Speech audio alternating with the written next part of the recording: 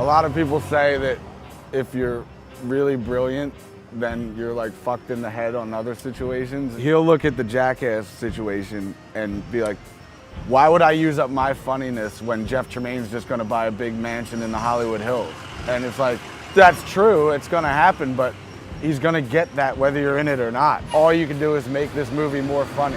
It's almost like cutting off your nose to spite your face, like that's what you're doing. He doesn't think that way. I'm hoping he'll snap out of it one Darren day. McDoggy asks, how is Dico? Do you guys still keep in touch? I would love to keep in touch with Dico, but he hasn't been in touch with me for about 8 years, and I've tried.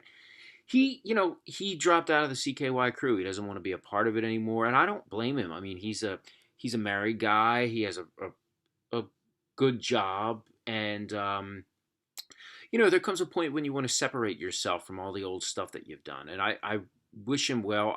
I wish we were still friends. I really do. He's a creative genius. His movie Cattle Bag, if you've never seen Cattle Bag, don't pirate it. I want you to go, and I want everyone on here to buy Dico's movie Cattle Bag. I don't know how you get it, but it's awesome. So if you want more Dico, buy his movie. Do not pirate it. Please. Okay, if MTV hit you up tomorrow and was like, Viva La Bam, let's do this again.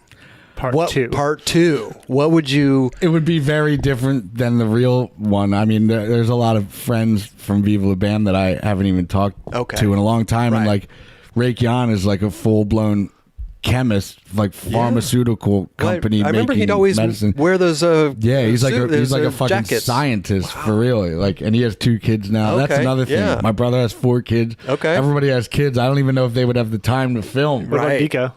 He has kids. Dico has kids? Yeah. No way. Yeah. Evan Thompson wants to know, what is the story with Brandon DiCamillo, a.k.a. Dico? There's no story. Dico has renounced his affiliation with the CKY crew. He hasn't talked to me or Bam since like 2009. He still talks to Rab and Rake every now and then. He stopped talking to Jesse. As far as I can tell, he wants to lead a normal family life. He has a cool job. He has a kid, and he's doing his thing, man. Sometimes people grow apart, right?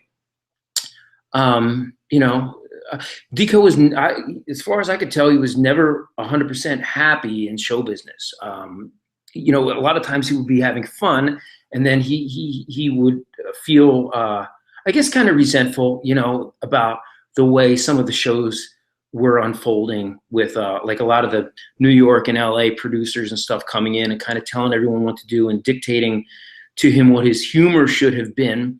I think that that sucks, right? To create a brand of humor and then have other people come in and say, all right, kid, here's what I want you to do. A, B, C, and D, go. And, DiCamillo never worked like that. He's a very creative guy. He needs to be spontaneous. He needs to be him. Gnarl Gamp says he misses Dico. I miss Dico too. I really wish, I really wish we were still friends. I still am his friend. That makes me really interested in hearing about Dico, Brandon DiCamillo. Yeah, and I think that he was a principal cast member throughout the I guess we didn't have opening credits and principal cast members, but he was a major fucking player. Yeah. He was a major player throughout the TV series, and he just decided not to be in the first movie, which, as I understood it, his rationale was, I don't want to make a bunch of money for greedy corporate assholes. And that just, I didn't understand that at all, because I was like, wow, Brandon, why don't, you're talking about you're going to make no money for anybody. I was like, I'm going to make as much money for these greedy assholes as I possibly can so that it's paying your dues. That's what I wanted to do. Well, and I think but he probably, like you, has a much healthier outlook and a much healthier, identity and lifestyle. And I don't know that it was necessarily healthier at the time. I think part of it might have been based out of fear, of, will I be able to be all right myself if I go this direction, if I do that? And so do you have an ongoing relationship with DiCamillo? Yeah. And how's he doing? What's his He's good, man. like? And that's the thing. I think it's a similar feeling of I've gone out and started doing this podcast. And it says on Wikipedia that Dico reportedly declined to appear on the Bathroom Break podcast. Yeah. Oh, bummer. Yeah, so I know it was kind of funny, and I've just been open about stuff. And here's the thing: I love Brandon so much that I don't want to I'm not ever trying to, put it in any bad terms. Brandon's a good friend of mine, and first and foremost, it's that. And what I've found out for him is that he just enjoys like anonymity, man. Just he has a nice family, married happily, and just digging life. And I think like he's the happiest I've ever seen him at this point in life. And I truly think that comes from getting back to just being the basic person that you are and getting away from the spotlight and those things. And I think that really helps. And I found that to help for me. So I think at times he thought, yeah, you know what? I would like to do the podcast. And so I thought that he was going to do it. And then when it came down to time to do it, he was like, do you mind if I pass on it? I was like, nah, man, because I totally understand.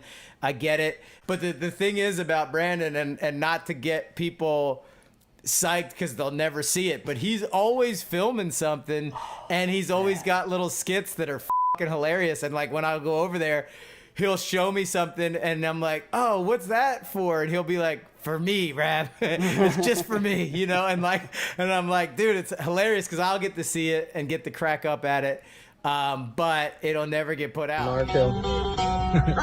Hey there, Grandpa, someone come on, I need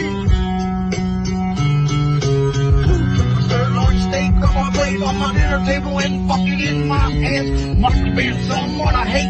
Must have been medium well done on my first date. Help, ding, I spit my platoon, and I shoot a load of kids on my spoon, and I serve it to your wife, and fuck the groom. Hell, look what I'm doing in my room. Penny on the porn shop, looking at my liver lamb chop, thinking shit, damn, ain't nobody man. Hillbilly with a big bell of hay in my asshole today. Must have been gay. Got stuck for a second. I reckon must have been plenty of time for me to